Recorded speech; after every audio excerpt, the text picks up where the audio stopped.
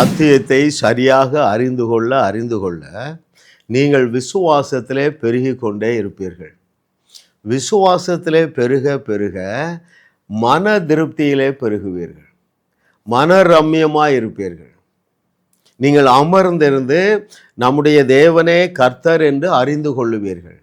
அந்த நிலைக்கு உங்களை நான் அழைக்கிறேன். எனக்கு மிகவும் பிரியமானவர்களே, உங்கள் சூழ்நிலைகள் உங்களுடைய மன அமைதியை அல்லது மன ரம்மியத்தை குறைக்க முடியாது. பவுல் பிலிப்பியருக்கு எழுதும்போது சொல்லுகிறார் பாருங்களேன், எந்த சூழலிலும் மன ரம்மியமாய் இருக்க கற்றுக்கொண்டே.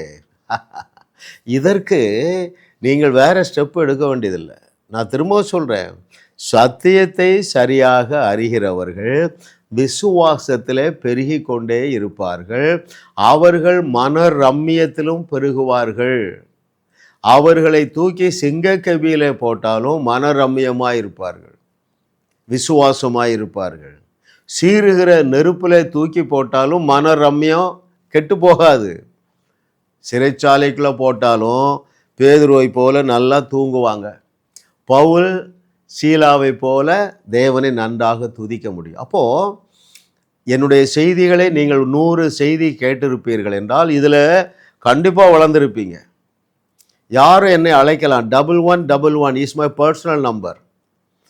பிரதர், நான் உங்கள் செய்தி 20 செய்தி கேட்டேன், எனக்கு திருப்தி கூடலை, ஒருவரும் சொல்ல முடியாது. ஏன்? சுவிசேஷத்தை சுவிசேஷமாக நான் உங்களுக்கு போதிக்க ஆவியானவர் என்னை அபிஷேகம் பண்ணியிருக்கிறார். ரைட்? அப்போது தொடர்ந்து செய்திகளை கேளுங்கள், சத்தியத்தை சரியாக அறிந்து கொள்ளுங்கள். அதைத்தானே இயேசு கிறிஸ்து சொன்னாருங்க, சத்தியத்தையும் அறிவீர்கள், சத்தியம் உங்களை விடுதலையாக்கும். எதிலிருந்து முதலாவது விடுதலையாக்கும் தெரியுமா? பயத்திலிருந்து விடுதலையாக்கும். கவலை, திகில், இவைகளிலிருந்து நீங்கள் விடுதலை அடைவீர்கள். பலர் என்னோடு சொல்லியிருக்கிறாங்க, பிரதர் உங்கள் 2 செய்தி தான் கேட்டேன், 3 செய்தி தான் கேட்டேன், எனக்கு நல்ல சமாதானமாக இருக்குது பிரதர், ராத்திரியில் நல்லா தூங்குகிறேன். அருமையான தேவர்களே, நீங்கள் அமர்ந்திருந்து அல்லது மன ரம்மியமாக இருந்தால்தான் தேவனுடைய சத்தத்தை கேட்க முடியும், சித்தத்தை செய்ய முடியும். எதுவுமே தடை இல்லைங்க.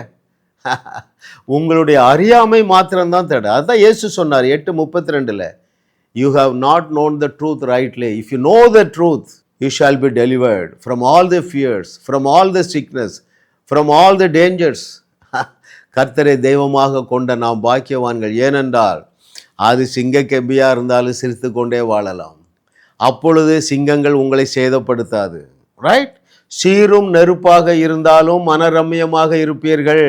அந்த நெருப்பு உங்களை சேதப்படுத்தாது, சிறைச்சாலை உங்களை சேதப்படுத்தாது. அப்போ அப்படிப்பட்ட நிலைக்கு நீங்கள் வந்து விடுவீர்கள் என்றால் ஆபிரகாமுடைய ஆசீர்வாதங்களை நீங்களே சுதந்தரித்து கொள்ளுவீர்கள். ஆண்டோடைய சப்போர்ட்டே வேண்டியதில்லைங்க. ரைட்? ஆவியானவர் ஒரே ஒன்றில் தான் உங்களுக்கு சப்போர்ட் பண்ணணும். என்ன தெரியுமா? அவரை அறிகிற அறிவிலே வளரணும். அப்போ அந்த அறிவு என்ன செய்யும் தெரியுமா?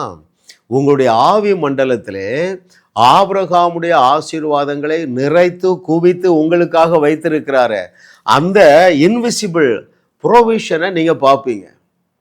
எத்தனை பேர் புரியுதுங்க? Every child of God on the day of your salvation, ரட்சிக்கப்பட்ட அந்த க்ஷண பொழுதே ஆபிரகாமுடைய ஆசீர்வாதங்களை தேவன் உங்கள் கணக்கிலே வைத்து விட்டார். எப்பொழுது அதை நீங்கள் சுதந்தரிப்பீர்கள்?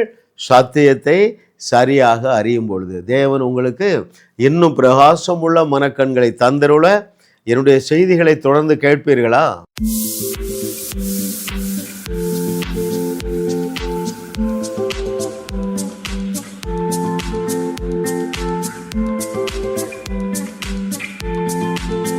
ஜாஸ் மினிஸ்ட்ரீஸ் யூடியூப் சேனலில் தொடர்ந்து செய்திகளை கேளுங்கள், சப்ஸ்கிரைப் செய்யுங்கள், வீடியோக்களை லைக் செய்து பலரோடு பகிர்ந்து கொள்ளுங்கள்.